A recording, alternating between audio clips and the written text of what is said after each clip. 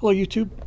It is September 10th, a little after 5. I'm sorry about the slight delay. I had to post notifications on Twitter and everywhere else. Charlie Kirk, who is one of the most, who was one of the most effective and influential American patriots in my lifetime, has been assassinated in Utah. And I thought we would talk about it. 1 second. Am I streaming to the right channel? Hang on.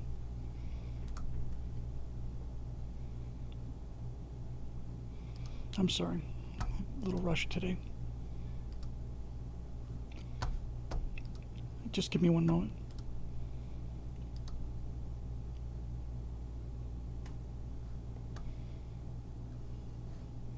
Almost there.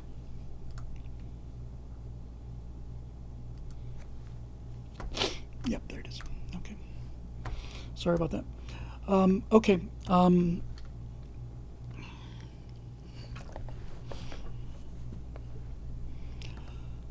As I mentioned on Twitter, for those of you who on X rather, for those of you who saw it, I don't tweet. It's generally bad idea for me to tweet because usually I get so excited, outraged, angry, or whatever the case may be. But for those of you that didn't see the tweet, I said that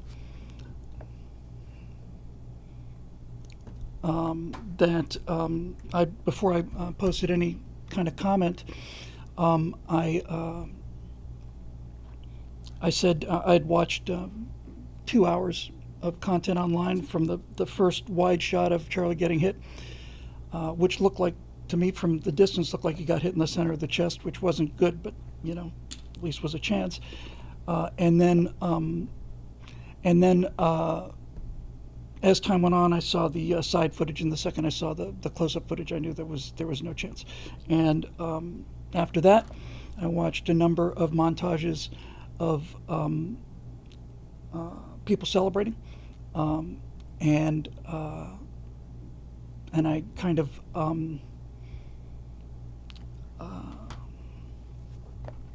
processed that, and just to let you know what I said on the tweet, just because I think it'll, for those of you who didn't see it, I think it'll inform. I'm going to read it because I think it's just a good opening statement for where we are today. So just let me read it because I actually had my thoughts together for this one.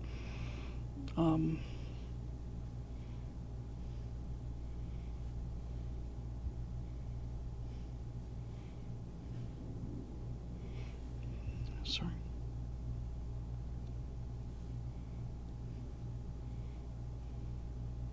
Come on.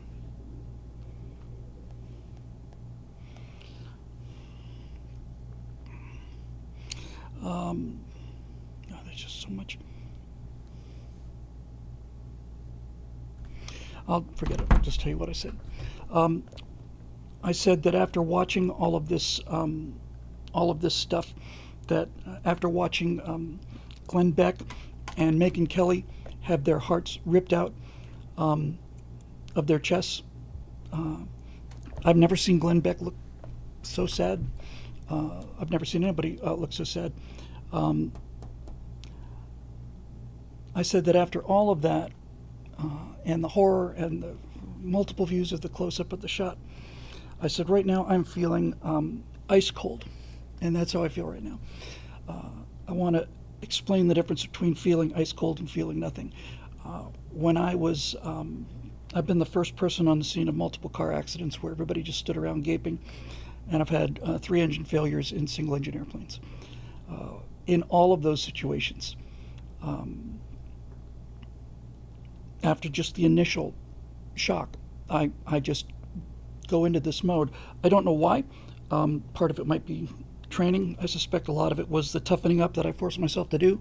I was in driver's ed when I was in high school. I was 16 or 17, and they showed videos of the car crashes. We used to call them hamburger on the highway films. They were designed to get you to slow down and showed horrific scenes of just people reduced to just pieces of meat. And I was the only person who couldn't stand to watch it. And I got up and just left the room, and I just couldn't take it. And somewhere many years ago, I decided that's just not something. It's not the person I wanted to be. So I just started desensitizing myself to this stuff. And so I've seen some horrible things, and this was a horrible thing. The second I saw this, I knew there was no way he was going to survive that. I suspect he was killed pretty much instantly. I know he didn't feel anything. And as I said on that tweet, the first thing that we're trained to do in emergencies is, first of all, get control of your emotions. I used to feel on those engine failures, I felt this momentary rising panic. I described it before as a red-eyed rat that was nibbling at my ankles. And I just kicked it down and just threw a lever in my head and said, I'm a glider pilot. I'm in a glider now. I'm going to glide this plane to a safe landing. And if I have to tear the wings off of this so that we all get out safely, then that's what I'm going to do. And I was supremely calm. I said I felt the same thing today. This wasn't panic. It was nipping at my ankles. It was just mindless rage. And I managed to put that down too, because the first rule of an emergency is nobody knows anything. Don't make things worse. Don't say anything to make it worse. Don't jump to conclusions. Don't make things worse. And then once you've got the nose down, you got best glide, then come up with a plan. What's the plan? Then fly the plan. That's what I posted today. And I said, God bless you, Charlie Kirk.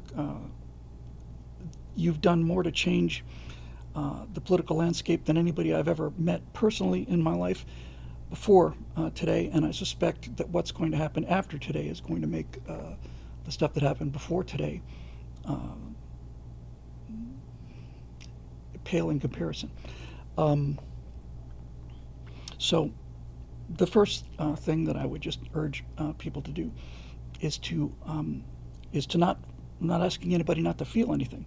I'm just asking people, as conservatives, to keep your emotions in check, because this is what adults do, and this is what being an adult is all about. There'll be plenty of time to cry and grieve later, but when the situation is still hot, it's time to take a calm look at what is actually happening and try to come up with a plan and figure out what to do about it. So there's obviously nothing that can be done about Charlie's assassination, but there are some things that we can look at calmly and rationally and clearly. That's the word I'm looking for, clearly.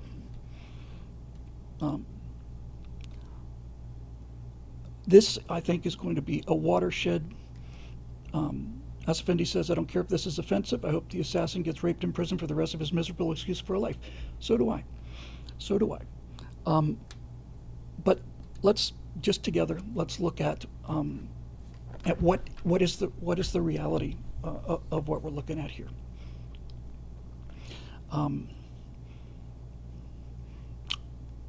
The left, the modern left, is insane. Any rational, disinterested psychologist could tell you immediately that they are insane. I'm not saying all Democrats are insane. In fact, I'm not talking specifically about Democrats. I'm talking about leftists. They have, reality has left the building, and I want to, by weird coincidence, I was listening to this just yesterday. I was listening to a psychiatrist, talking about somebody. This may seem like a bit of a reach, but stay with me on this. Listen to this man talking about the case of Timothy Treadwell. Hang on a second, just let me take this super chat. Bread and also Bread says, someone on CNN was saying, you can't be saying all these awful words and not expect awful reactions. Yes, it was MSNBC, I think. Disgusting rhetoric, but in a way he's right. When you call out evil like Charlie did, demons will come after you. Yes. So stay with me here, and thank you for the super chats. I'll get to them later. But yes, Asa Fendi, Timothy Treadwell from Grizzly Man. Now, stay with me on this. There's a reason I'm bringing this up. This is not unrelated to this issue. For those of you not familiar with the story of Timothy Treadwell was a guy who considered himself to be the ultimate environmentalist. Timothy Treadwell went out for 13 years and lived among the grizzlies. And every year he got closer and closer and closer to these grizzlies. And Treadwell would go directly into their territory because Treadwell believed that he was the alpha of the bears. Timothy Treadwell believed that he was immune to a bear attack because of his special love for the animals. And over the course of many, many years of going out there and spending a summer camping with the bears, the psychologist pointed out that Treadwell exhibited two behaviors that were linked. He had every year he had a greater and greater sense of grandiosity because he had been a miserably self-loathing individual. He'd done a lot of drugs and a lot of alcohol and felt like he was a nobody. But all of a sudden, a friend of his, while he was in his drinking phase, thank you for that, Mr. Moore. Thank you very much. Stay with me because this is really important because I think it's really, really insightful. When he was told by a friend to just go out and touch some grass in Alaska, Treadwell went out there and saw his first grizzly bears, and he felt like a magical connection to them, and he felt that a mission for him in life would be to protect these magnificent grizzly bears. And over the course of 12 or 13 years, this obsession developed to the point where Treadwell believed that the survival of grizzly bears depended on him. And he got more and more paranoid. He got more and more concerned that the government was trying to kill all of the bears, and that anybody who came up to visit the park was there either to kill him or to kill the bears. And what the psychologist pointed out was that, well, this is well known, personally well known. Addiction is a desire to fill a hole in yourself, and that hole consists of low self-esteem. That's what addiction is.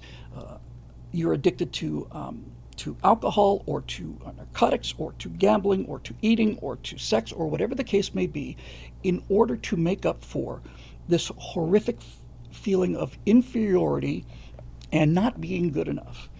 And what the psychologist pointed out was that Treadwell traded his alcoholic addiction for an addiction to the bears. And as each year went on, like most addicts, he needed more and more and more of a dopamine hit, which means he needed to increase the dose, which means he needed to increase the danger. Now, you may ask yourself, well, what does this have to do with Charlie Kirk and all the rest of it? I think it's key to understanding the left. When Timothy Treadwell was, by the way, he was eaten alive by these bears, and he had brought his girlfriend up there, who trusted him because he told her that the bears would never attack him because he was their friend. What the psychologist also pointed out was that Timothy Treadwell also had an extraordinarily profound sense of speaking like a child. He would see a 10-foot grizzly rubbing up against a bear, and then he'd walk up to the bear and he'd go, "Oh, look, Mr. Bear is very tall. He's Mr. Grizzly. Mr. Grizzly is rub-a-dub-dubbing." And he's not playing games. He's serious. He's serious. He's locked in a childhood delusion, and has created in his mind this belief in himself as the savior of these bears, because that became his entire identity. There was no Timothy Treadwell there prior to the bears, but once he found a cause, he felt that was filling the hole inside of himself, and as he continued this cycle and started to get famous, and he was on national television and so on, he became more and more convinced that the survival of grizzly bears depended on him. Okay, depended on him. This is exactly the same kind of pathology you see with the left. The left is convinced that people who think differently than they are not just disagreeing with them, they are evil, and they must be destroyed. Because hearing the voice of reason destroys their entire self-esteem system. It's not just cognitive dissonance, it's an emotional ripping apart of who they are. And that's why you will hear the left say that Donald Trump is a fascist dictator.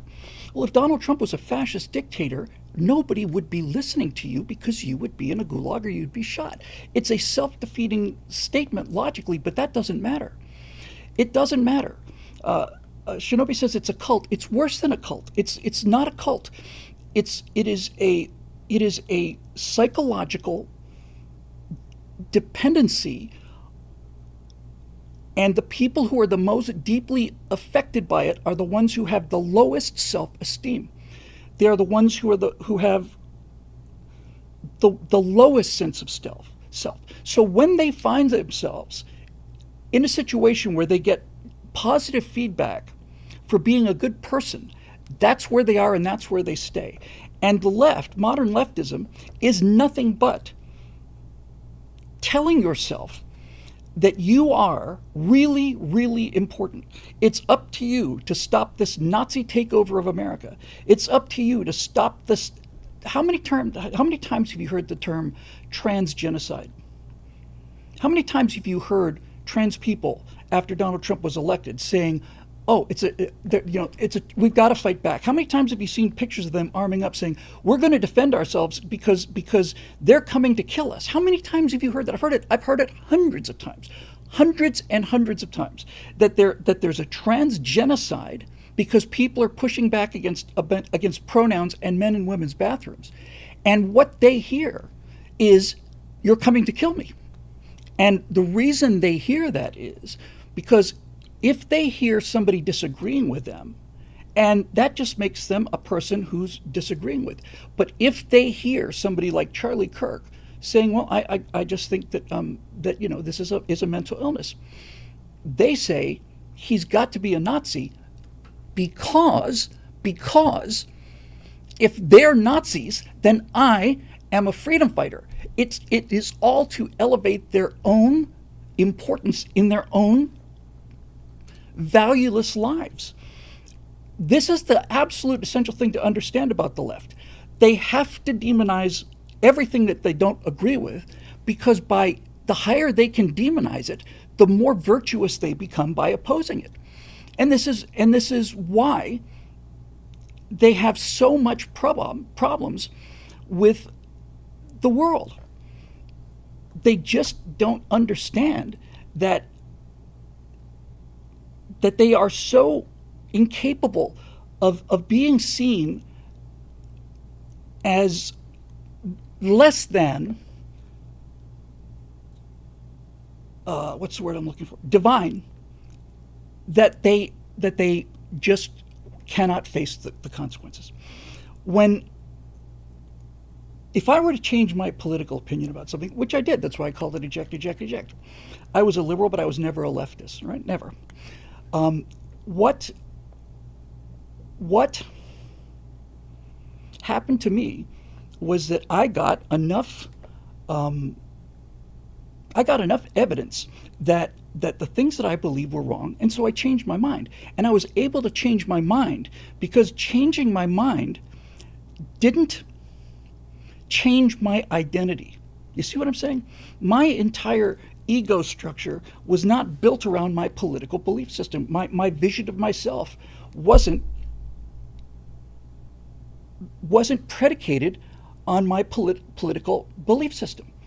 So it's important to understand where this is coming from, not so that we can forgive them, not so that we can just ignore this, not so that we can do any of those things. Excuse me 1 second.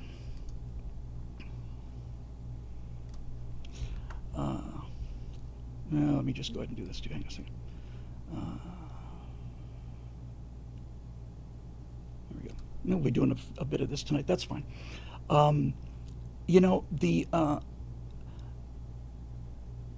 glad that the left is showing us who they are, because they're psychopaths.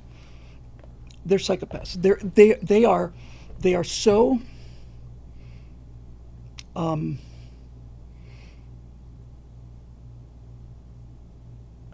so desperate and so unhinged that they actually believe, like Timothy Treadwell believed. Timothy Treadwell believed in the end that if it weren't for Timothy Treadwell, the Grizzlies were going to go extinct. And he said, I'm going to take a stand. I'm going to do whatever we have to do. And okay, that's insane. But it's also self-aggrandizing. And it's so narcissistic and so childish.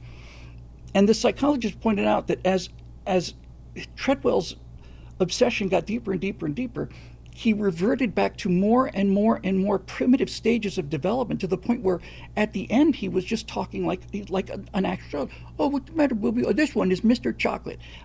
I call him Mr. Chocolate. Okay, all right. So if you understand that, you begin to understand their motivations. Whoever shot and killed Charlie Kirk today did it because they believe that Charlie Kirk wasn't just disagreeing with them, that Charlie Kirk was the leader of a movement designed to come and kill them because they're insane. They are not connected to reality. By definition, if you utter the term transgenocide seriously, unironically, you are then clinically nuts. Because if there was a trans genocide, we would be rounding up trans people and taking them away and killing them. And that isn't happening. It's never been happening. The entire disagreement with trans people is about their infringement on the rest of us. Let me elaborate on that because I think, look, it's crazy to speculate, especially while you're still in the air and you're trying to get on the ground. And the first rule of an emergency is just fly the airplane, so we won't know. But if I've got some gliding time down, I can speculate on what maybe happened to the airplane. The oil temperature got a little high and the pressure got a little low, probably have an oil leak. I would not be surprised. I would say my most likely guess would be that this was somebody who saw Charlie Kirk as an existential threat to their existence.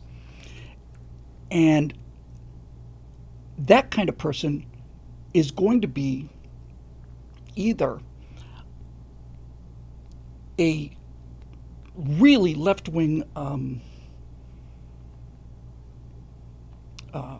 zealot, or I think it's most likely going to be somebody who doesn't like hearing that there are only two genders because they think that is the sound of people coming to kill them, So let me say something about this trans thing. Okay, I believe I can say this. I believe I can say this with confidence that 95% of conservatives would agree with what I'm about to say. Okay, not all of them, but I'd be willing to bet you 95% of conservatives would, in general, agree with what I'm about to say. I don't care about trans people. I don't care what they dress. I don't care what they do. Let's take an example.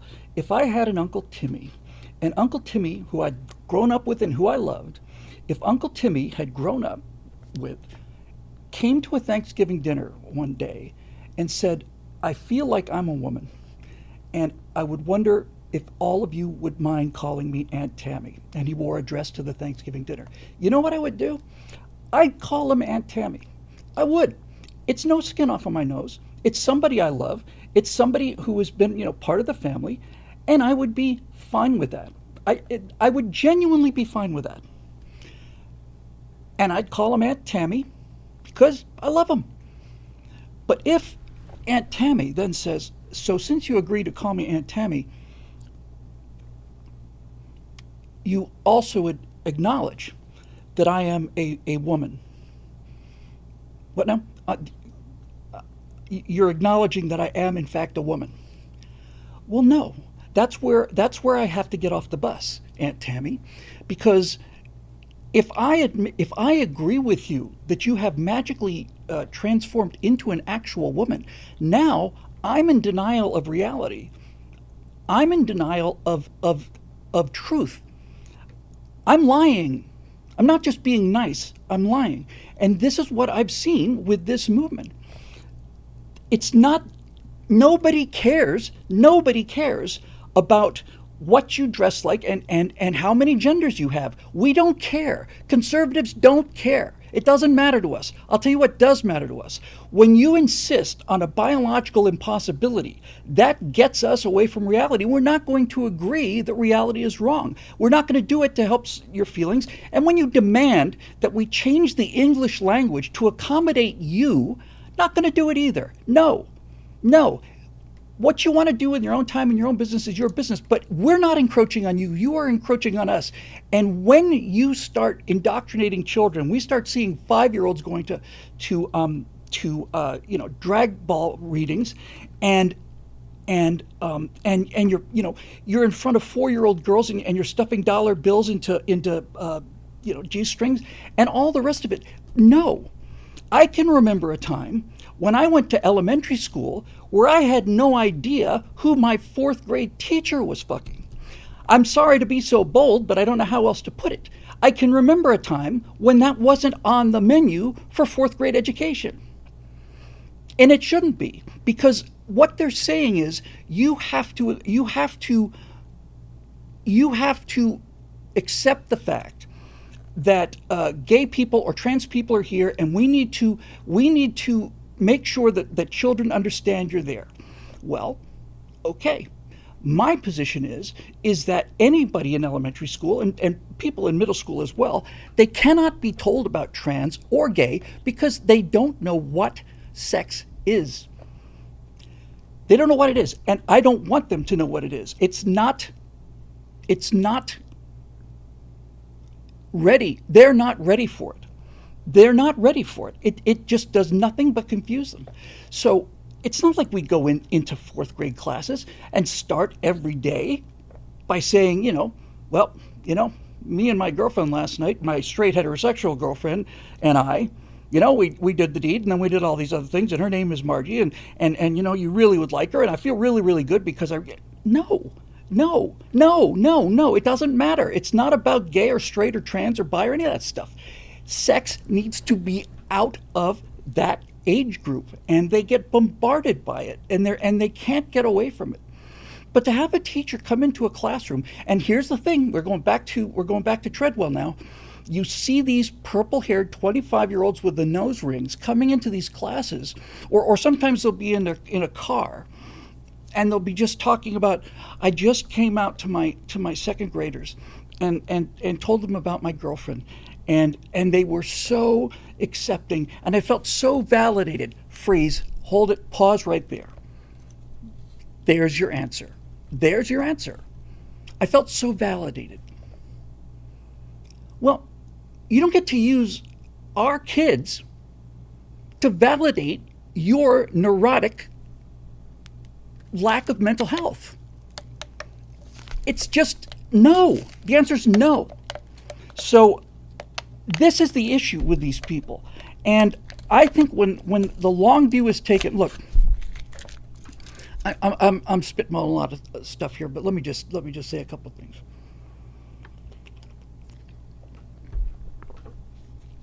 Nobody knows how history is going to turn out. These idiots like to say they're on the side of history. History doesn't listen to weenies and losers.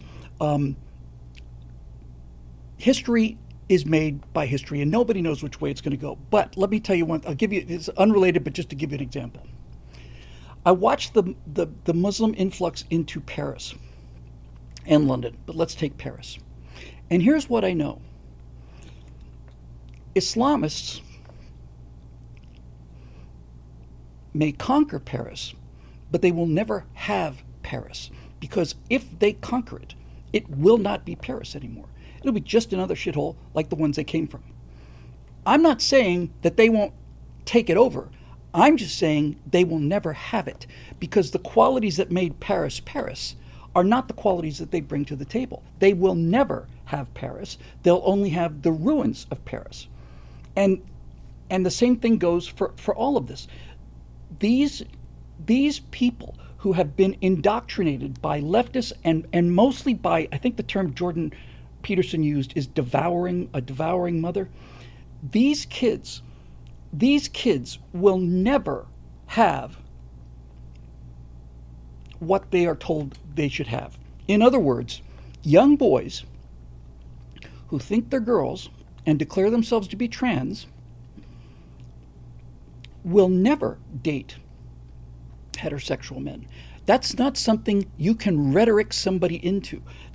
You will never have that. If you are a gay man and you're attracted to straight men and you become a trans woman and you think you can talk a straight man into marrying, or even dating for that matter, a transsexual woman, that's not something you're going to talk me into. That's not something you're going to talk anybody into. And the reason I bring this up is not to demonize trans people. On the contrary, the reason I bring it up is to demonize the people that have told these confused individuals that they can have something that they can never have. They will never, ever have that. And it is generational child abuse on the part of the left. And all of this is together with all of these insane belief systems, like the planet is dying. Okay? It could have been the planet is dying. We've only got 6 years left to live. Okay? People with big holes in their souls will look at something like that and they'll say, wait a minute, right now I'm just a nobody. Right? I'm just a nobody. But if I get on this train, I will be the savior of planet Earth. I'll save the Earth. That's a pretty big step up, don't you think, in terms of prestige? Going from pretty much a sad and lonely, isolated loser to I'm going to save the planet. I'm going to save the planet. Yeah, I'm going to glue my hands to a street, or I'm going to throw spaghetti on a classical painting. Why are you doing that? I'm doing it to save the planet. I don't think the planet needs saving from you. But this is what leftist philosophy is all about now. Leftist philosophy is about demonizing anything that they disagree with to elevate themselves psychologically. And this is who assassinated Charlie Kirk, is somebody who believed the rhetoric that was coming from Barack Obama and Kamala Harris and Nancy Pelosi and all of these news stations. A fascist regime has taken over the country. Was democratically elected, right? Fascist regime has taken over the country and continues on their path towards the extermination of blacks, gays, women, and everybody else. There's no evidence for this. In fact, the fact that you can make that statement without fear is evidence that you're wrong. But there it is. There it is. And so all of these fatuous, pathetic losers that are celebrating the death of this person are getting a big old dopamine hit that they are trying to participate in, because it makes them feel like they made a big leap for freedom. Look, I learned this in acting class at the University of Florida when I was a theater major. Certain pathway to riches and fame. But one of the first things you learn when you get serious about acting, or writing for that matter, is that, especially writing, I think, is that no villain ever thinks they're in the wrong. And if you write a villain as evil, let me rephrase that. If you write a villain so that the villain is trying to do evil, then you've failed. Nothing after that will make sense. Adolf Hitler thought he was doing the right thing. The person who shot Charlie Kirk thought he was doing the right thing. The person that shot Abraham Lincoln thought he was doing the right thing. The person who shot all of them thought they were doing the right thing. The people who nailed Christ to the cross thought they were doing the right thing. And that's the genius, by the way, of The Chosen, which Natasha and I have been watching. The genius of The Chosen, among the many other things that are so brilliant about it, and I knew Dallas back in the day, and I haven't spoken to him in 10 years, but I'm just so incredibly proud of it. But the genius of The Chosen is that they show Judas to be reasonably acting in what he thinks is best for his people. Now, he is consumed by pride, but he's not sitting in the corner, with a cloak over his hands, doing all of this stuff. He has a reason. Judas has a reason for doing what he's doing because he thinks he's doing it for the good of Israel. So, where does this leave you? If it turns out that you believe you're fighting a great evil, your moral stature will depend upon whether or not that statement is true, right? Hey, Cranky Painter, good to see everybody here. Your moral stature, whatever you're opposed to, especially if it becomes your life, but whatever you're opposed to, your moral standing is going to be based upon what it is you're in favor of and what it is you're opposed to. Now, I don't know, was it 4 or 5 years ago? Steve, Scott, and I were on the backstage show. We hadn't started recording yet, and we had just found out that Ruth Bader Ginsburg had died. And without discussion, this wasn't our pitch, we've just hooked up the phones. We're just starting the conversation. Hey guys, how's it going? Yeah, sorry I'm late. Blah blah blah. Yeah. So Ruth Bader Ginsburg has died, right? And I said, yeah. Yeah. I hope she rests in peace. And all three of us had the same opinion. That opinion was, I disagree with this woman. I think she's done enormous damage to the country, but I'm not glad she's dead. I'm not happy she's dead. I'm not happy she's dead. I never rooted for the assassination of Barack Obama. I just wanted him defeated at the polls. He did enormous, incalculable damage to the country. But I never wanted him killed because I don't have that level of insane fanaticism that requires that. And furthermore, I know enough about history to know where that road leads, right? That's really the end of the line. So I'm sorry when she passed. Schooler here says, I never even thought of Obama being killed. Yes. Now the left, of course, will say, oh, you're just saying that to look good, because they're insane. They're saying that because they're insane. One of the qualities of real mental unbalance is a sense of paranoia, a sense of worthlessness, and because of the paranoia and worthlessness is a sense of projection. In other words, they will accuse the right of trying to genocide trans people because their reaction is to want to kill people that they disagree with. And they look at us and they cannot believe that because we disagree with them, we don't want to kill them. I'm not talking about Democrats. I'm not even talking about garden variety leftists. I'm talking about the true believers, the nuts. They cannot, it is not possible for them, they don't have it in them to understand that by disagreeing with them and trying to stop them politically doesn't mean that we want to kill them. In fact, it doesn't even mean that we hate them.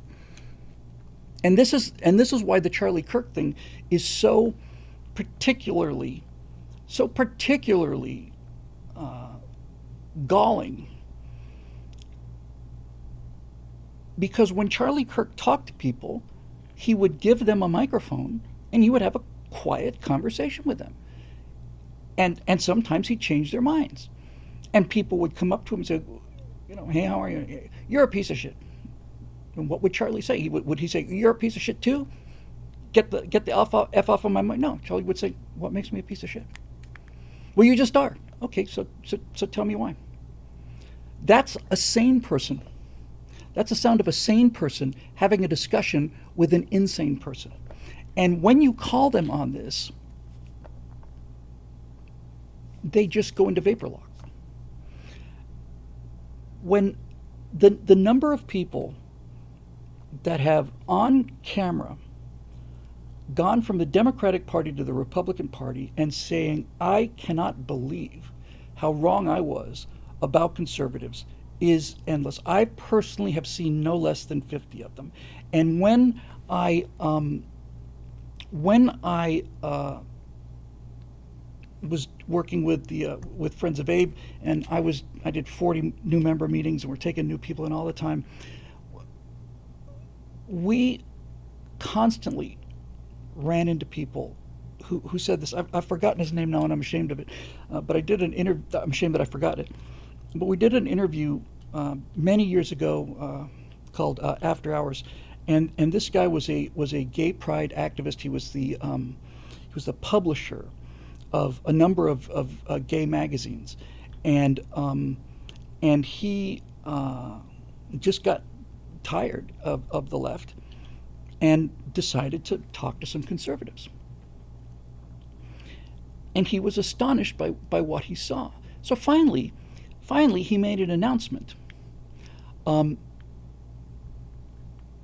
deal with you in a minute, Peter Franks.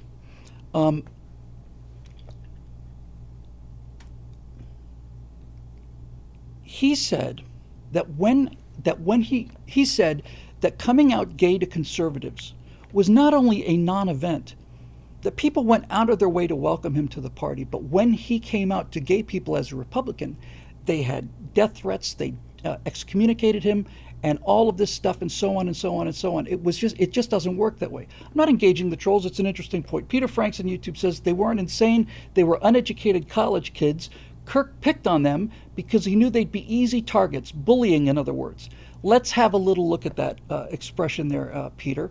When you say Kirk picked on them, you seem to be indicating that Charlie Kirk would point to somebody in the audience and force them to come up to the microphone. He didn't. He had an open microphone for anyone who wanted to disagree with him. If they're old enough to vote, they're old enough to argue. And to say that he was bullying them by presenting them with facts and with arguments that they could not refute is not bullying. That's convincing. Nobody forced those people to go to those meetings. Nobody forced them to the microphone. This idea, I've seen this often. Oh, Charlie Kirk is and the same thing for Ben Shapiro. Charlie Kirk is just a bully. He picks on people because they're not really as educated. Charlie Kirk, first thing out of his mouth is, I am a college dropout.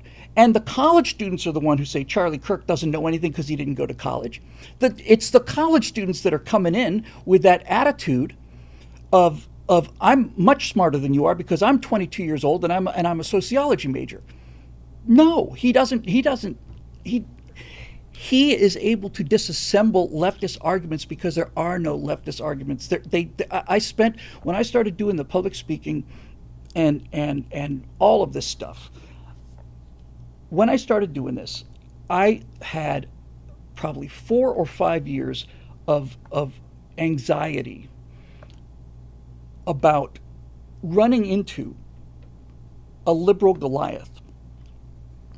I had a lot of concern that I would run into somebody who had their stuff so tightly packed that I would essentially be dumbfounded and make the team look bad. And then 3 or 4 years later, I realized, no, that person doesn't exist. That person doesn't exist. There is no one out there who makes better arguments than Jordan Peterson or Charlie Kirk or Ben Shapiro. And you know why? You know how we can tell this is true? Because if they did make better arguments, then we would change our minds. You know, that's it. Make a better argument, I'll change my mind. But they can't. So when people go up to the microphone to shut down Charlie Kirk, that's why they go, by the way. They don't go, it's not like Charlie Kirk pulls them out to bully them. They go to the microphone because they think they're going to shut down Charlie Kirk. Their virtue signaling, their ego gratification is, I'm going to be the person who made Charlie Kirk cry and realize that his entire philosophy was a lie. Those people aren't victims. The people that go up and challenge Charlie Kirk on campus, were doing it to embarrass Charlie Kirk. They were doing it to make themselves look good in front of their friends. And they always thought they had this gotcha argument. And they always lost because they're not connected to reality. They would start arguing this. They would start arguing about gender identity, and Charlie Kirk would say, "Okay, if we're going to have a talk about gender, first of all, start by telling me what a woman is." Boing, psh, Norman, coordinate. Lost. You Republicans are anti-science. I know what the difference between XX and XY chromosomes are. I know that much science. So there's no reasoning with those people. They're not the people that go with a few exceptions. I do remember seeing a couple of people debating Charlie Kirk who were actually debating out of a place of goodwill, where they weren't ad hominem effects. I saw one or two people who Charlie changed their mind, but most of them went up there. Starts off by saying, you're just a miserable, worthless effing bastard, and I hate you. And by the way, here's an argument for you. It's not. So I want to move on a little bit because Kisima says in the YouTube section something I think that is really valid, and she says she says it's time to bring back asylums. By the way, we've got 917 people watching on YouTube. We are here every Monday and Thursday night at 6 p.m. We do a show called the Stratosphere Lounge on Thursdays and a Stratosphere Studio on Mondays. And if you want to see the work that I do, you can find me at billwhittle.com. Welcome all of you, and welcome to the discussion. In the shows that we do live, we've oftentimes had people. Well, we get two kinds of people who disagree. We have people who disagree honestly, or have a genuine argument to make honestly, and I'll have a long discussion with those people. And then we have people who are just here to throw stones and make baseless accusations and so on. Those people. I just don't waste any time on. I used to, but I don't anymore, because they're not here for an honest debate and honest discussion. They're here to get a platform that they didn't deserve. So there you go.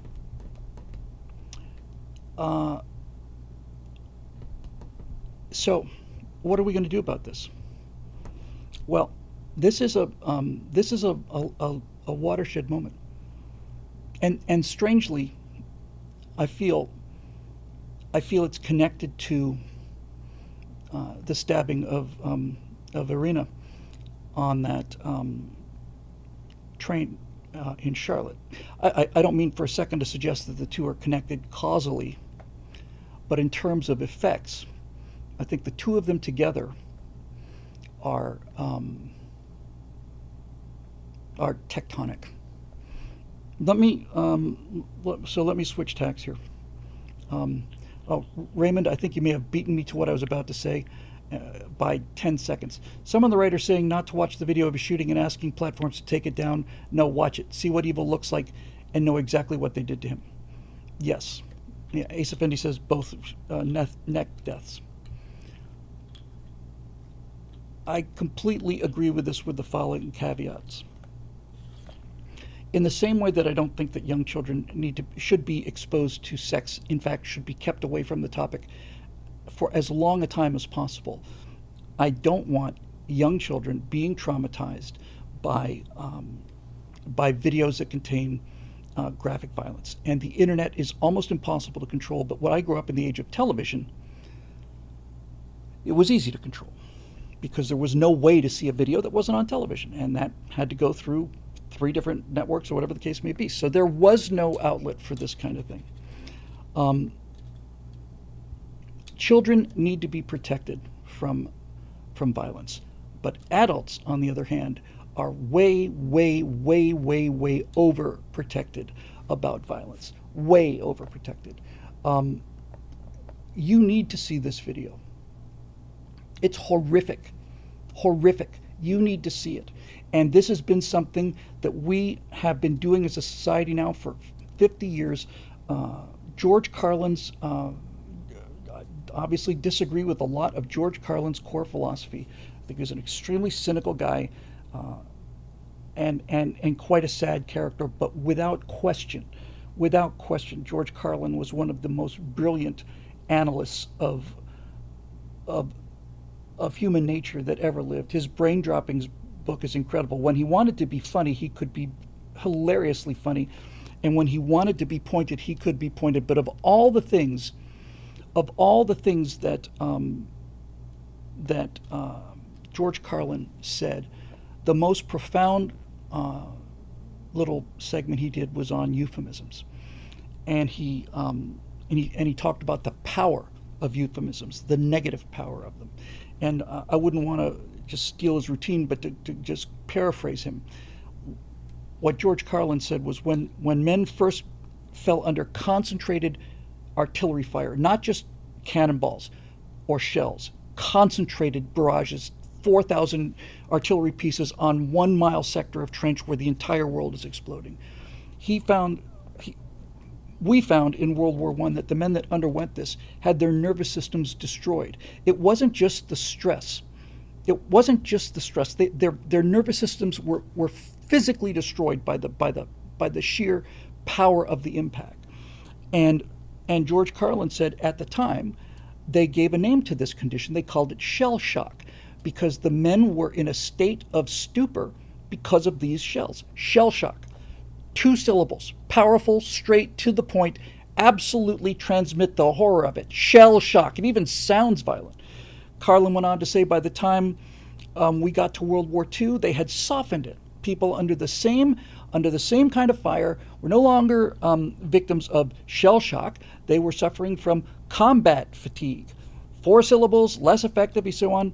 Then we talked about combat ineffectiveness, and then finally he said post-traumatic stress disorder. He said, which takes all of the blood out of it. It takes all of the horror out of it. And so you say, well, somebody has, you don't even say post-traumatic stress disorder anymore. You've cut out the traumatic and the stress. You just say PTSD. You might as well just say NFL or KGB or any other 3 letters, PTSD. It means nothing. It means nothing. Shell shock, if you've seen the people who've suffered from shell shock, it's horrific. So this is what we do. What has this guy done? He's a child molester. No, he's not a child molester. He rapes children. This guy is arrested for domestic abuse.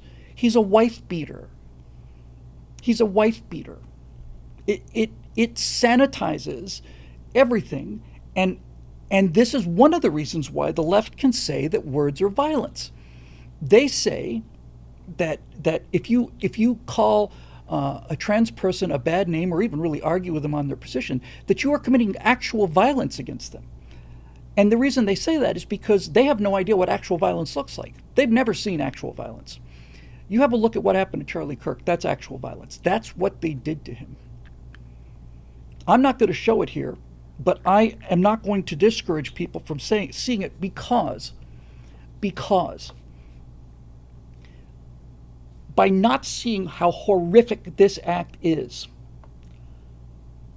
you don't understand the impact of it and the danger of it. You don't understand what the result of that person's actions are. Virtually everybody has seen the still of that man holding up that knife, but no one's seen it, watched him sink it into her neck 3 times. And up until yesterday, no one saw her curled up on the chair, looking back and trying to understand what happened to them. We have let the left control not just the dialogue, but to control the ethics of our society for 50, 60 years now, with the express purpose. This is not accidental. It's not like the left is just stumbling their way, shuffling towards Bethlehem, waiting to be born. They are on a plan, and they've got a lot of patience. So this is the plan. The plan is to divide the society up into warring tribes that are all at war with the middle, not with each other. And then that's how they will destroy the last bastion of freedom on earth. I'm going to say so. I've said this before, but it probably needs to be said now. Um, Charlie Kirk was a gun rights activist who was killed by a guy with a gun. Does that mean that Charlie Kirk in heaven changed his opinion about guns? Does that mean I changed my opinion about gun rights?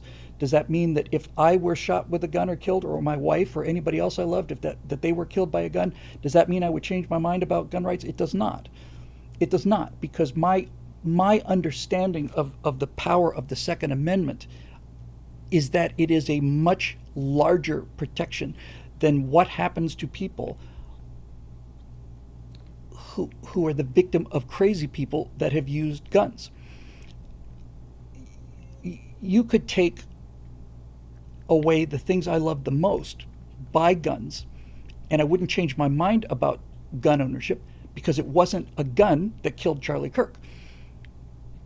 And it wasn't a gun that killed Irina on that Ukrainian, on that train either. It is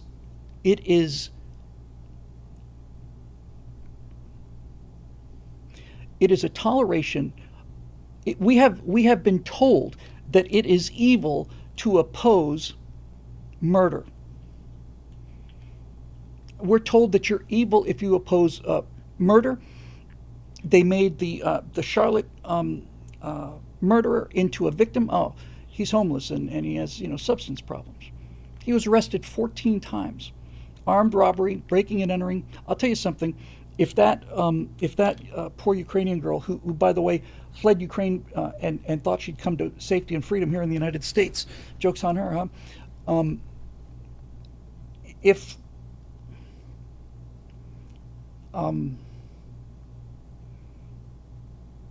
what am I trying to say here? I lost my train of thought. It'll come back. But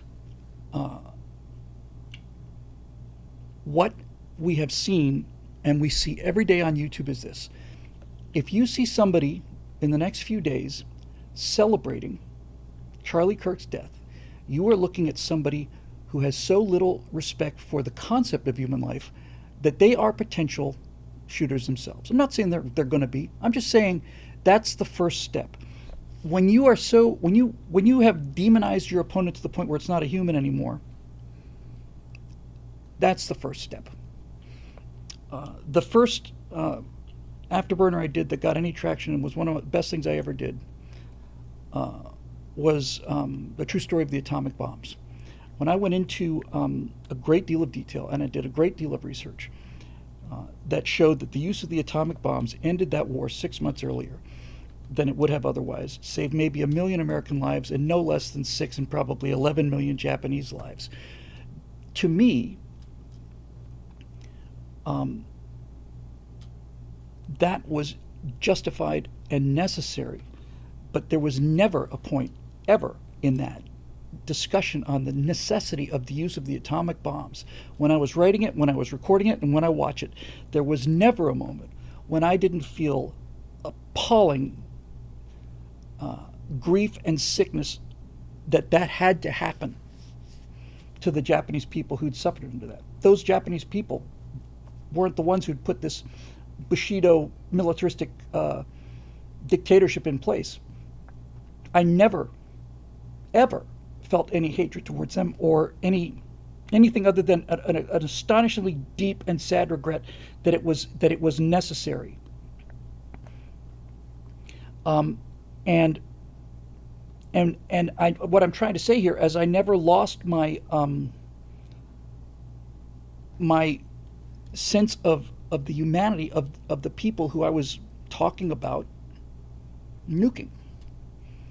When I found out, I had known prior to writing that the use of the atomic bombs saved probably 1 million American lives in an invasion, and one of those people very likely could have been my dad, who got to Germany in April of '45, just as the war was ending, and was preparing to ship out to the Pacific, and very likely as a young lieutenant in the Army would have been going ashore on the Southern Islands in Operation Olympic.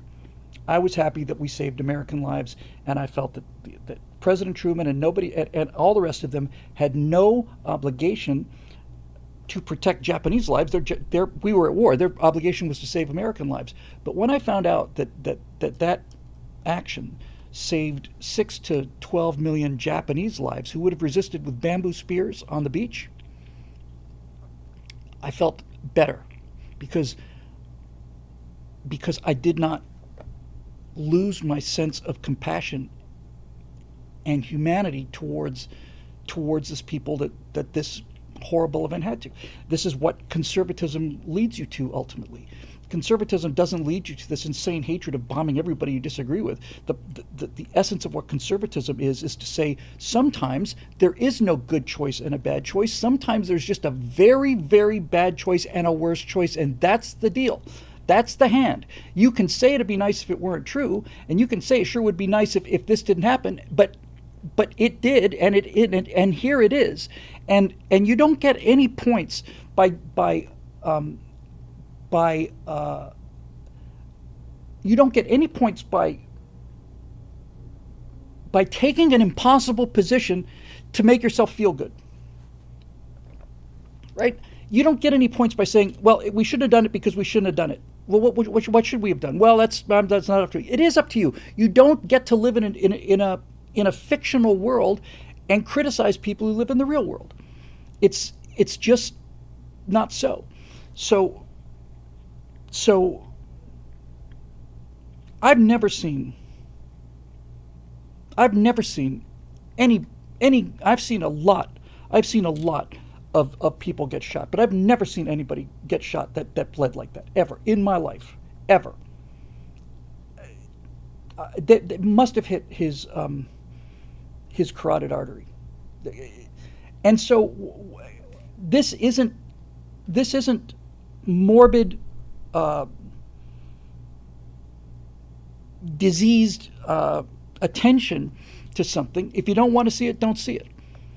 But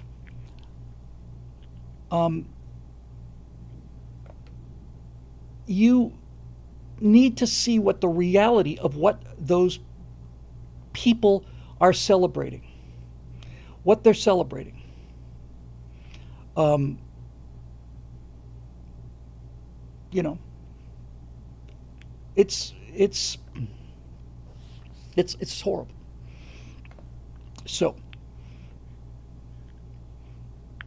So what now, right?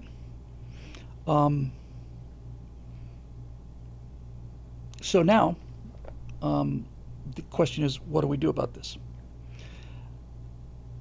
There is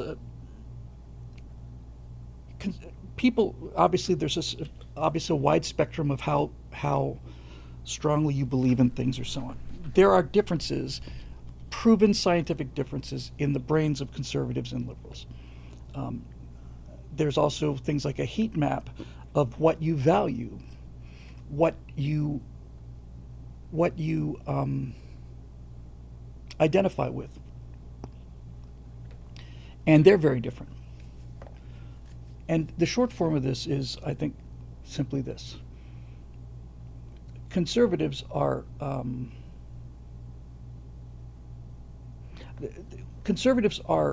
adults.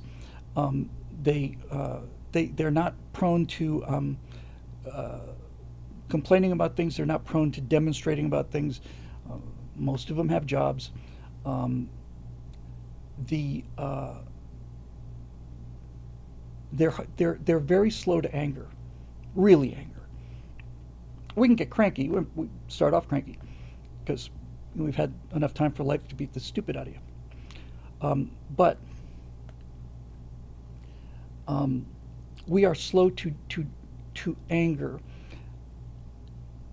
because we can see that people disagree with us and so on. But I really have to tell you, after today and after that stabbing,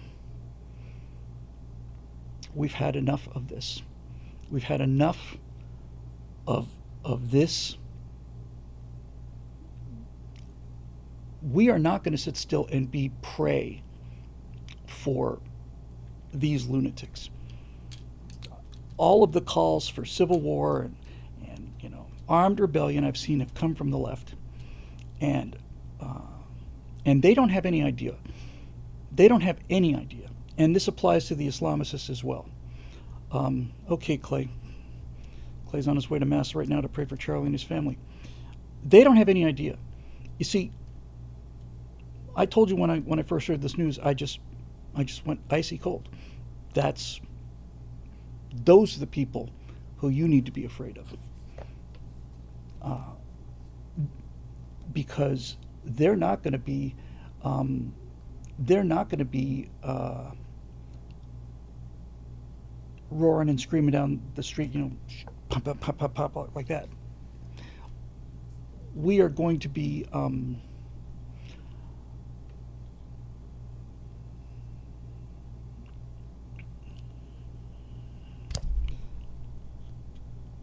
when you anger calm people to the point where they feel like they have to do something, then what they do will be very effective. It won't be for show.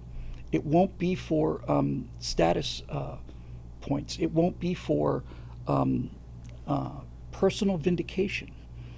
It won't generally be angry. Evil Otto says it will be methodical. We won't enjoy it. It's not going to be fun. It's just going to be necessary. And when you make calm, law-abiding people reach the point where they feel like they have to do something, then that's what they'll do. Um, I I don't know what the answer to this is, but I think that we are on the cusp of seeing um, this mental illness on the left. Um,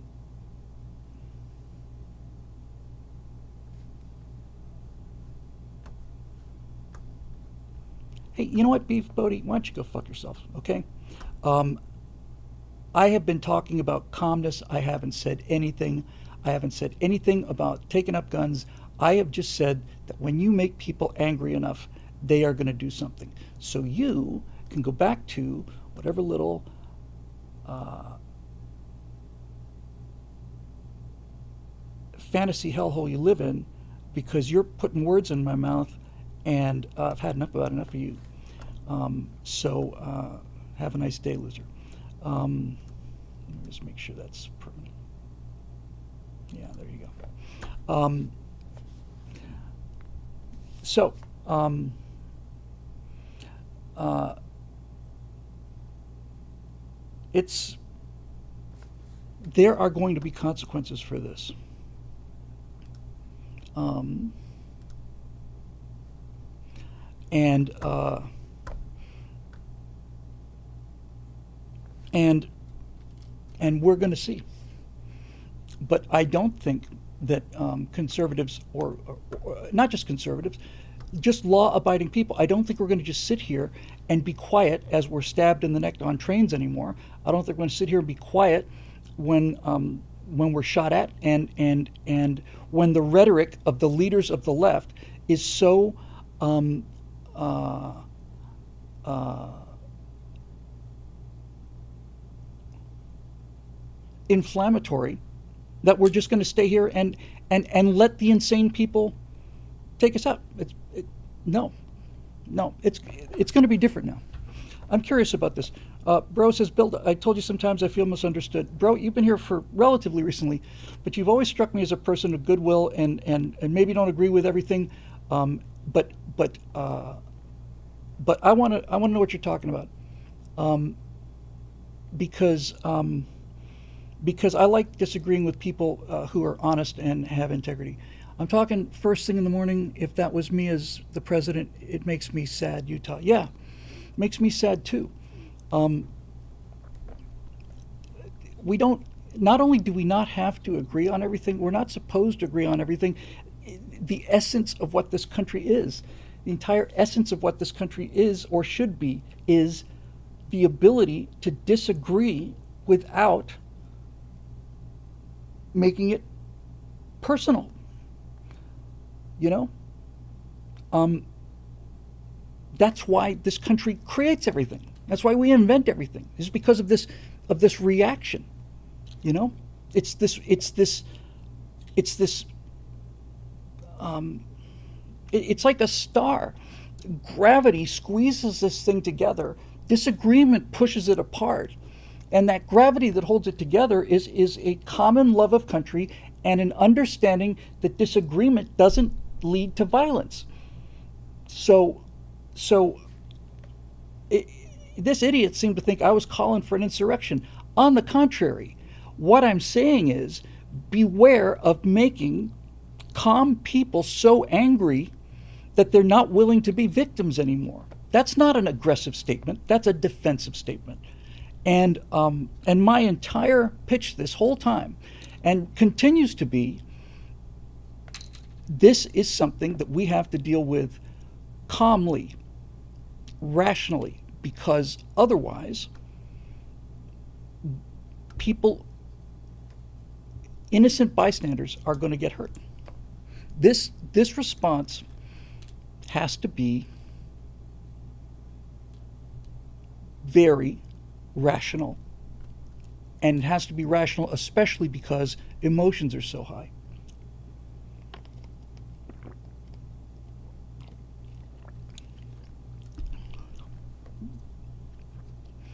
Will of the World says, I just wanted to be left alone. Me too. But there comes a point when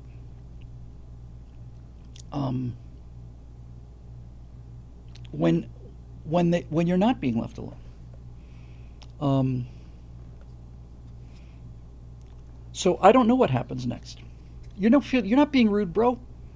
You're not being rude at all. You've been nothing. You've been nothing but humble and considerate and honest. And that's the thing I like the most about you.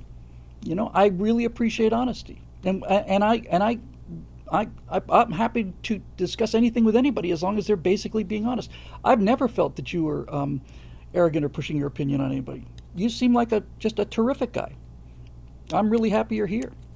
So anyway, I don't know. I don't know what the next step is, and I don't think we need to decide right now. I just get this same feeling that I got after 9/11, and that is that okay, now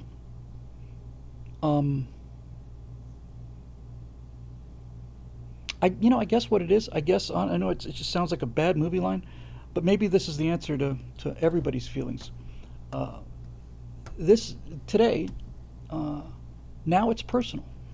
You know, I know it's like that's like the tagline of every single movie is like, well, now it's personal, but now it's personal. Now Eric raises a great point. So what are we going to do? We have to have a question. What's a solution?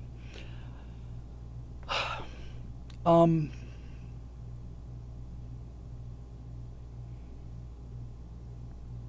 I think my first response to what is a solution is we need to immediately, and I mean immediately,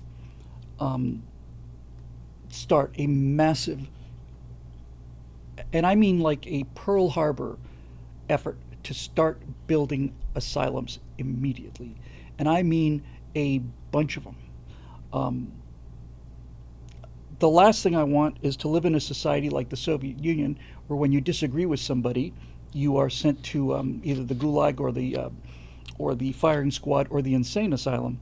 But there is no question whatsoever that the guy who stabbed Irina on that train does not belong out in public, and if we have to build 5 times or 10 times as many prisons as we have now, then that's what we'll have to do.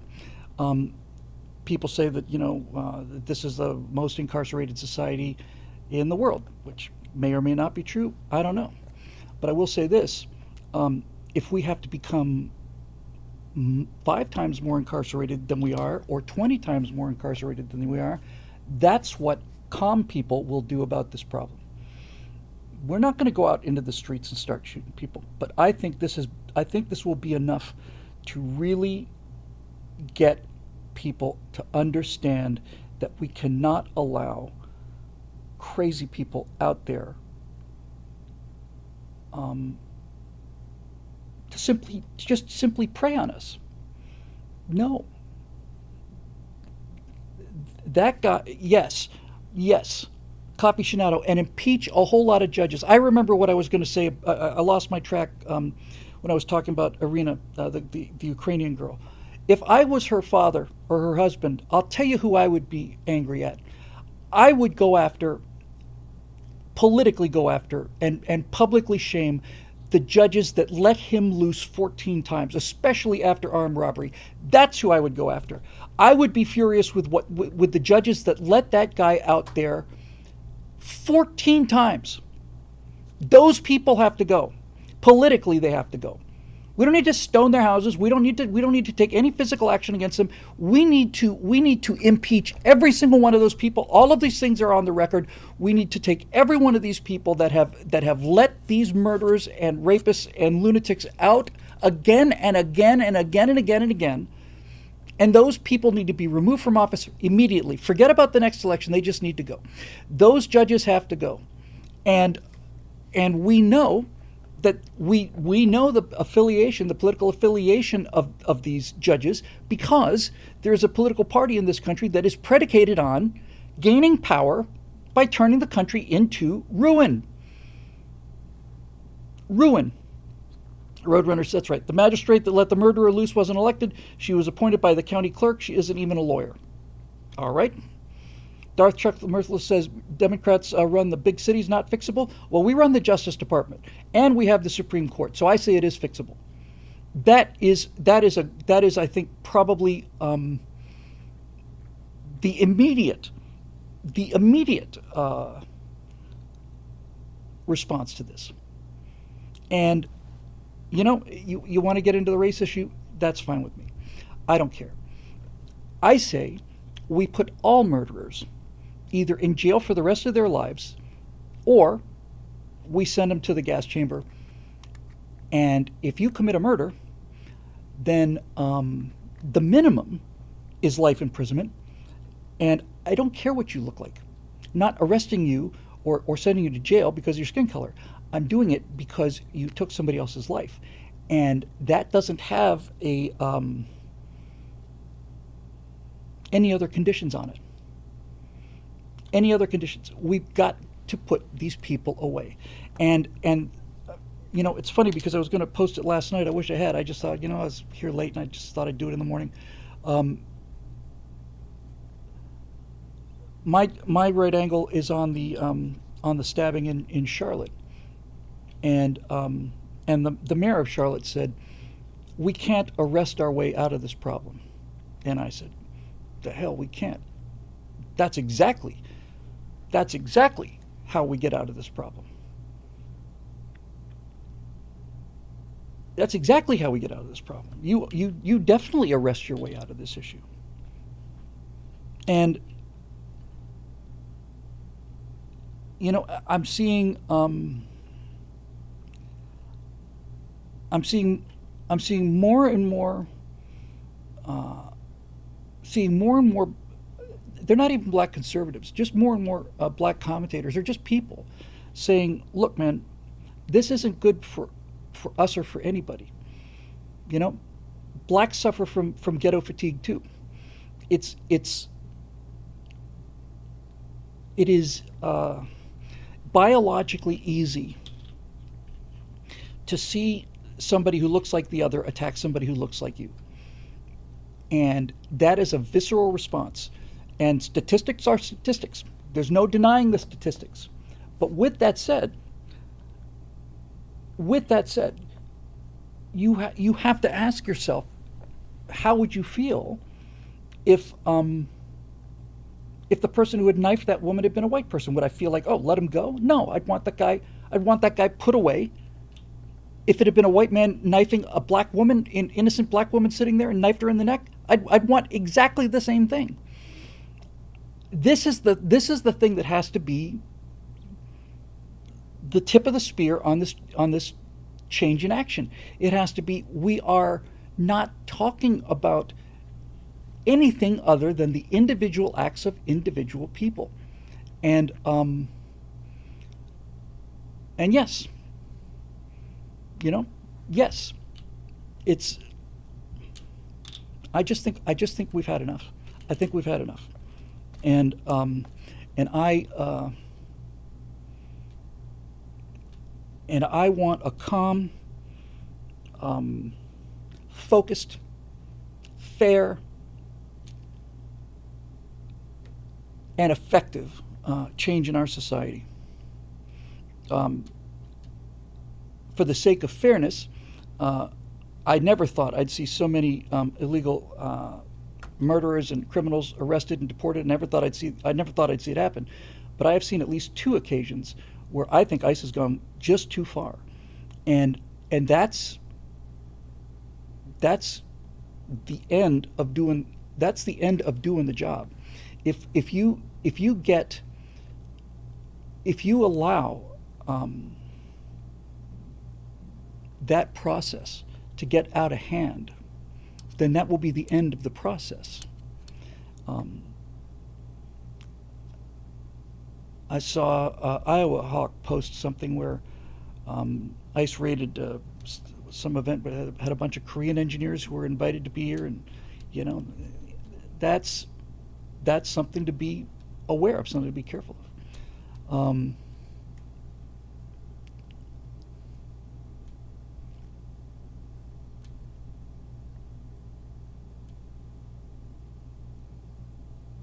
Yeah, Nick, I know. The statistics are the statistics, and the statistics don't lie. People say it's 13% of the population, black population, 13% commits 65% of the violent homicides. That's actually not true. It's 5 or 6% of the population. 6% of the population, not 13%. Virtually all of that is black males. Violent crimes. The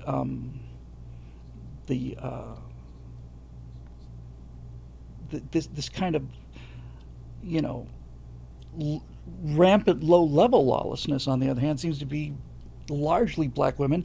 But then I watch, you know, these body cam videos, and I watch these 20-year-old, white as can be, liberal Gen Zers be asked for their driver's license and saying, "I don't have to get out of the car. Those are my rights are you know." So it's important to just be realistic and fair, because if you stop being fair, you lose the moral authority to do what has to be done to protect moral people. So, you know, there you go. Buck Five says Thomas Sowell's Black Rednecks and White Liberals is a great book on the race issue.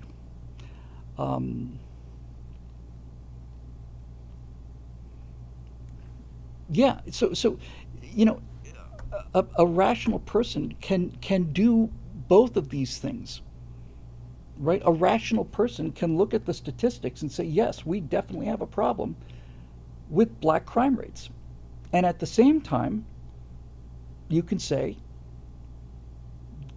the most immediate victims of black crime are other black people. This is why I had serious conservative, let me rephrase, I had serious constitutional questions about Donald Trump going into Washington, D.C. I thought he had a very good case to go into Washington. Washington is in the federal district. It's not subject to a state or you know, D.C. is different, right?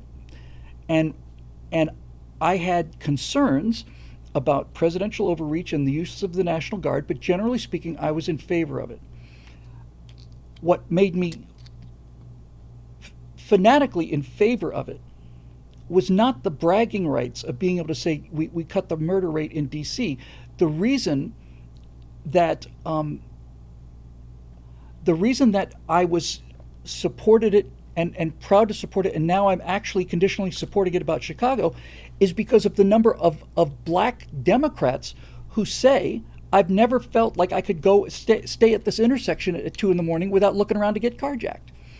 It's the effect on the common people. It's the effect on the actual residents of D.C. who have to live with this. We don't have to live with it. It's theoretical for us, but the people who have to live there say, I've never felt safe before in my life. That to me is the justification for it. And I think it's an excellent justification.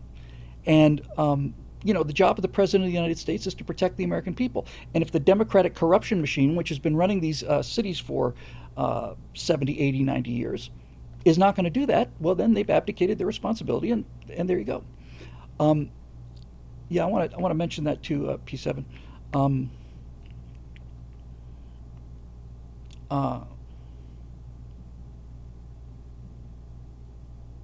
That we have had, in summary, because there's no point in going on with this forever. In summary, here are just a couple of quick thoughts. We have had the cancer of leftism in this society for 60 years now. And the reason I call it a cancer is not because I disagree with them. I disagree with a lot of people about a lot of things. But this idea that law-abiding people are evil and that the criminals are the victims, and the idea that that the guy who tackles a murderer on a train is more of a villain than somebody who stabs somebody in the neck, and all the rest of this stuff, all of this engineered victimhood, we have allowed this to go on for 50 or 60 years. We're at the point now where large numbers of black people are convinced, because of their own same kind of pathologies on the far left, they're convinced that black people invented everything and that white people just sat around while slaves built this nation. They actually believe this. It is absolutely insane. Slaves built the plantation economy of the South, and that entire economic structure was burned to the ground at the end of the Civil War when 600,000 Union soldiers fought to free those slaves, and the work that those slaves did exclusively was the plantation economy of the South, and that economy disappeared in 1865. Since that point, black people have contributed to this culture and our society in large proportions to their numbers. There are black people that worked in factories that built cars, but this idea that it's just a cancer, and the longer it has been allowed to fester, the more serious the cure is going to have to be. Bro, why would I could agree to disagree. I hope you don't shoot me. I have no desire to shoot anybody. I don't want to shoot. I don't want to shoot the people that are celebrating Charlie Kirk's death with high fives. What I want from them is I want from them to eventually grow up and realize how repulsive that is. I want them to reach a level of moral growth so that they can look back on what they did with shame and embarrassment. That's what I want for them.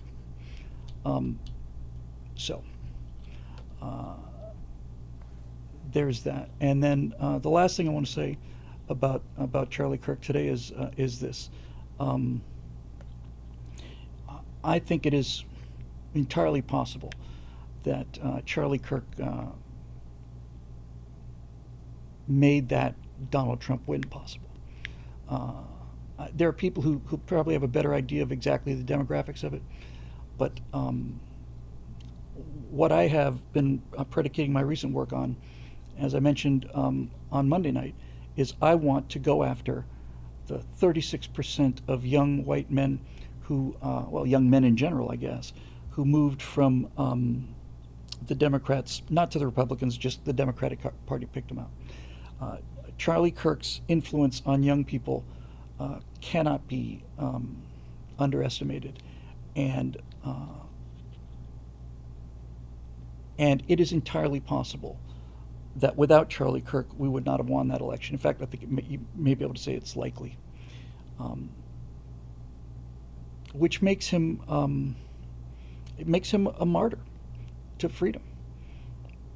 I've always found waving the bloody shirts you killed my brother, well, your brother killed my father, well, my father killed your uncle. I've always found that to be the lowest of human nature. But there is such a thing as actual martyrdom. Um, and hey, Phil. And and I don't think that without him, we would have been able to do it. I think a number of people, we'll find out. He is a hero of the Republic. I absolutely think, without question, I'd be surprised if I didn't see this. I think Charlie Kirk needs to be posthumously awarded the Presidential Medal of Freedom, even though that medal has been tarnished quite a bit because of being bestowed upon Hillary Clinton and George Soros. Nevertheless, I think he should be posthumously awarded the Presidential Medal of Freedom. Very proud of President Trump for saying that flags will fly at half mast until Sunday night. I am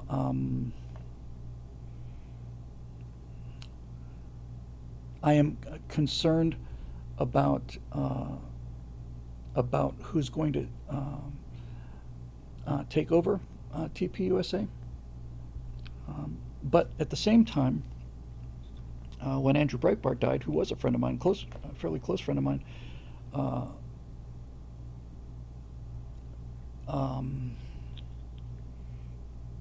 I remember that the thing that resonated after he had gone was this meme that went everywhere that basically said, "We're all Breitbart now," and I think I think that's really it.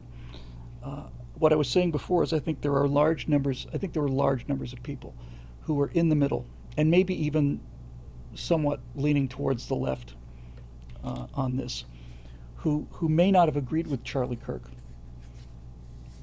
We'll find out in the months to come, but I think there might be a very large number of people who maybe disagreed with Charlie Kirk, but could at least understand how rational and reasonable he was, and who now see what the left is,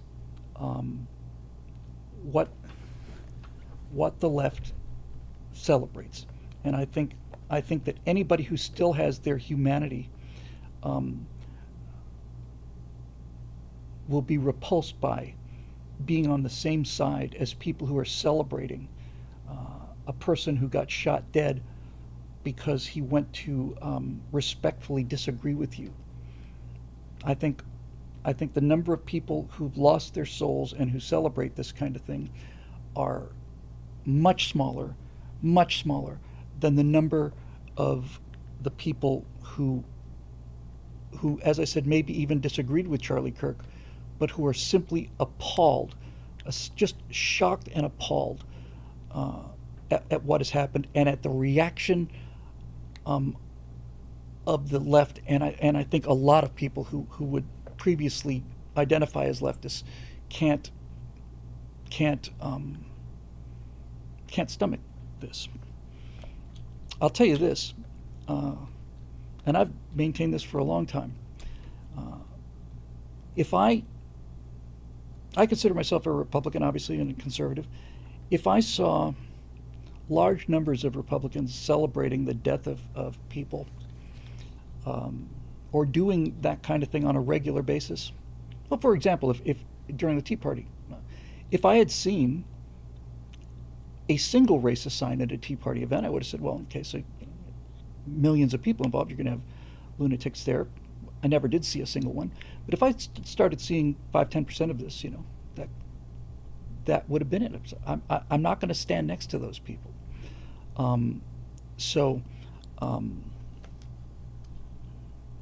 It's going to be yeah. MSNBC revealed what they are. Their first response during the Trump assassination attempt was Trump apparently stumbled or there was a loud noise. their first response on the Charlie Kirk shooting was maybe he was shot by one of his supporters firing a gun into the air in celebration. And then they immediately had somebody else come on and say, well, when you say divisive things and you go to places and you start arguing with people, it shouldn't be surprised, what happens. Like that's their knee-jerk response. That's their knee-jerk response. So I just think, like I said,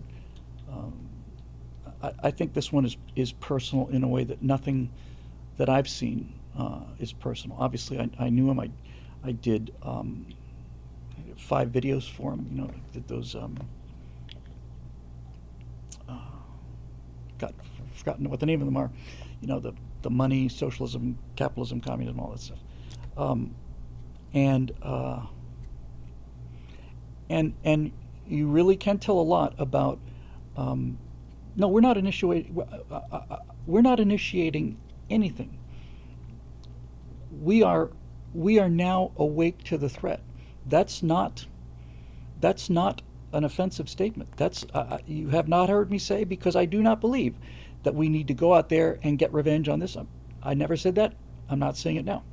I'm saying I think we need to realize the threat that that the normalization of insanity and violence and the toleration of crime and the toleration of lawlessness in general and violent lawlessness in particular, I think the days of tolerating that are over. Now, Like as the Waves says, Black Lives Matter responded to the Irina Zarutska incident. The response is shocking. Quote, black people have a right to violence. Well, they don't. And this is what I think is going to be different. I think the days of us feeling like, well, maybe black people do have a right to violence are over. And I think the days of, all of these leftist lunatics who are just praying for the death of Donald Trump and all the rest of it, I don't think we're going to be taking them so lightly anymore either. So we'll see. I think a lot's going to be learned by what happens in Chicago.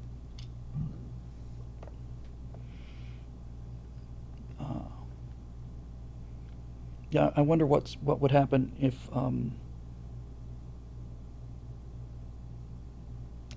the National Guard were to go into Chicago and 4 or 5 National Guardsmen were killed by Chicago gang members. A lot of people would say they shouldn't have been there in the first place. I'm saying this cancer of lawlessness and murder should not have been there. We should never have allowed it to take root. And now it is up to soldiers to make this country safe again. And if that means doing it in Chicago, then that's what it means. I don't know.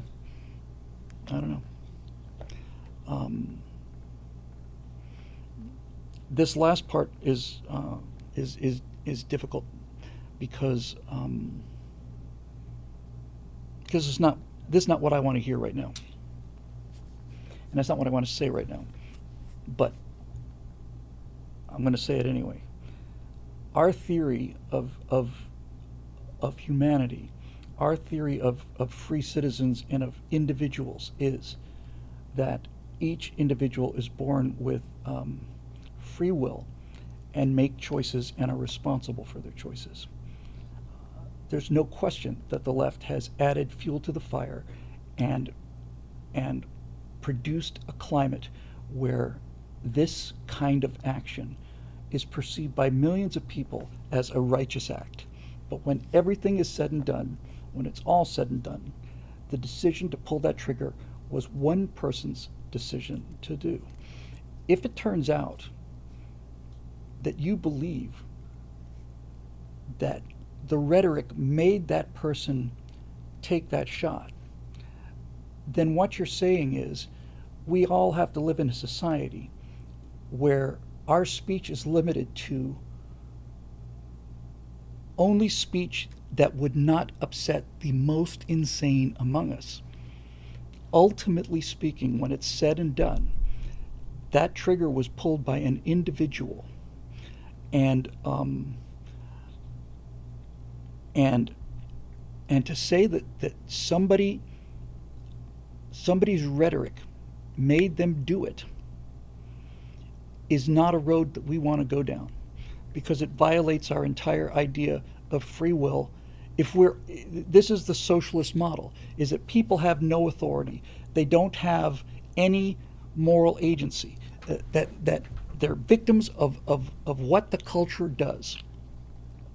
I don't believe that. I believe that that individual rights bear individual responsibilities, and so the individual that did this is going to be it's going to be interesting to find out who did it and why. But in any event,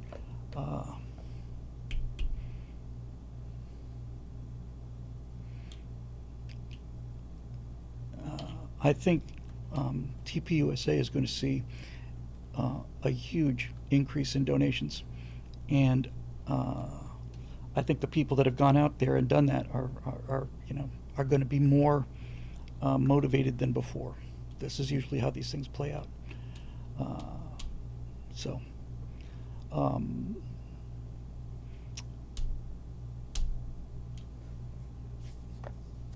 Yeah, Eric says they should never reveal the killer's name. But the people that celebrate this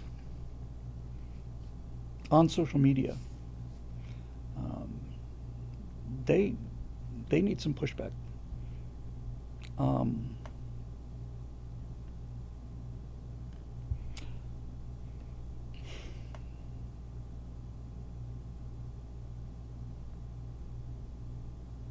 Yeah, it's just a sad day.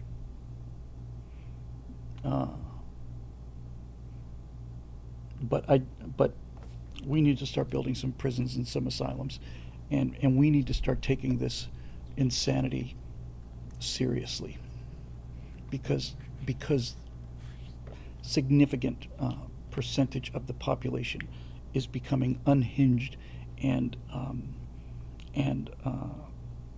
convinced that not only is violence the answer, but that they won't pay any price for it. And it's time for people to start paying some price for the actions they take. That's really it. Maybe today will be the day. Maybe today will be the day where we made a decision as a country to apply consequences to your actions for the first time in a long time, whatever those actions may be and whatever those consequences may be. Maybe this will be the day when we've decided, okay, no more letting violent criminals out on the streets, or drunk drivers for that matter, again and again and again until they finally kill somebody. No more tolerating this idea that anyone has a privilege to violence or stealing or anything else. No more of the idea that what happened 150 years ago or 150 minutes ago has any consequences on what happens now. The judges that have let these people go on and on and on need to go. And when I say need to go, they need to be removed from office.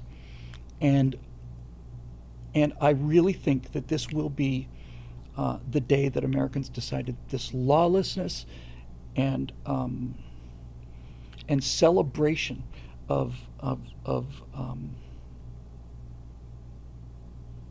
wickedness really became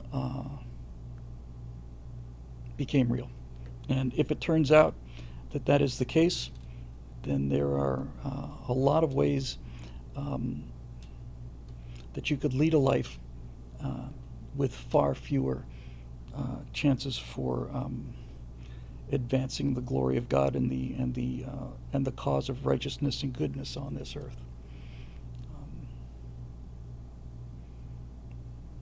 I think the most important thing you can say about any person is that they made a difference. In almost all of those cases that made a difference, person has made a difference in individual lives. My friend Phil Trick showed up here. I would not be here without him. Most people make differences in quiet, private ways. Charlie Kirk made a difference in big, public ways, and that's the highest tribute you can pay somebody. I like to think that when my time comes, several hundred years from now, when I'm standing planting the U.S. flag on highest peak on Tau Ceti 3, that they could say that this guy made a difference, and that he made a difference for good in the world, and that's about all you can hope for, and there's no question that Charlie Kirk did that. So. All right, Charlie, have a good trip. I think we know which way you're going. We all know which way you're going, and your life was not led in vain.